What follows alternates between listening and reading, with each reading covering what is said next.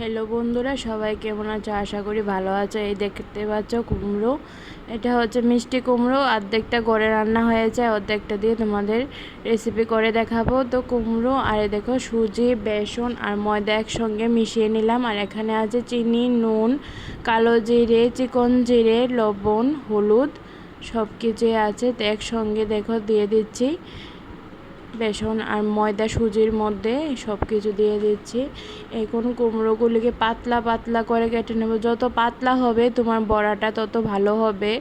অনেকে কুমুরিও বলে, তোমরা কি কুমড়োর বড়া বলো না কুমুরি বলো, আমাকে প্লিজ কমেন্টে জানাবে। এই দেখো পাতলা পাতলা করে কেটে নিয়েছি। তো কেটে ধুয়ে নিলাম। তারপরে দেখো ওপর থেকে নুন ছড়িয়ে দিচ্ছি। কিছুক্ষণ নুন মেখে রাখবো, তাহলে ভিতরে নুনটা ঢুকবে। তো এরপর দেখো জল দিয়ে মিশ্রণটা ভালো করে মেখে নিচ্ছি। তো যত ভালো মাখা হবে তত ভালো খেতে হবে। দেখো ভালো করে আমি মিশিয়ে নিচ্ছি। এই দেখো একটুও যাতে চাকা না থাকে সেদিকে লক্ষ্য রাখবে। এবার এই দেখো তোমাদেরকে মিশ্রণটা আমি কতটা ঘন কতটা পাতলা, তো সেটা বোঝানোর জন্য দেখাচ্ছে। এই দেখো বেশি পাতলাও করব না, বেশি ঘনও করব না। আর কড়ার মধ্যে তেল বসিয়ে দিয়েছি। তো চেষ্টা করবে তোমরাও সাদা তেলে ভাজতে। তো পরপর এই দেখো আমি ভেজে নিচ্ছি। তো একটি ছাঁকনি হাতা দিয়ে উল্টে দেবে। ভাজা বড়া ছাঁকনি হাতা দিয়ে করলেই ভালো হয়, তাহলে তেলটা ছেঁকে নেওয়া যায়।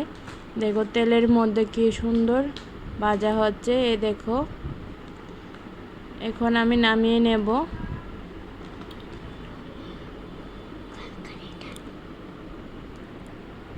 দেখো নামিয়ে নিলাম। তারপর আবার দিয়ে দেব। দেখো আবার দিলাম। পরপর অনেকগুলি ভাজবো, কারণ আজকে আমরা সবাই মিলে বড়াগুলি খাবো।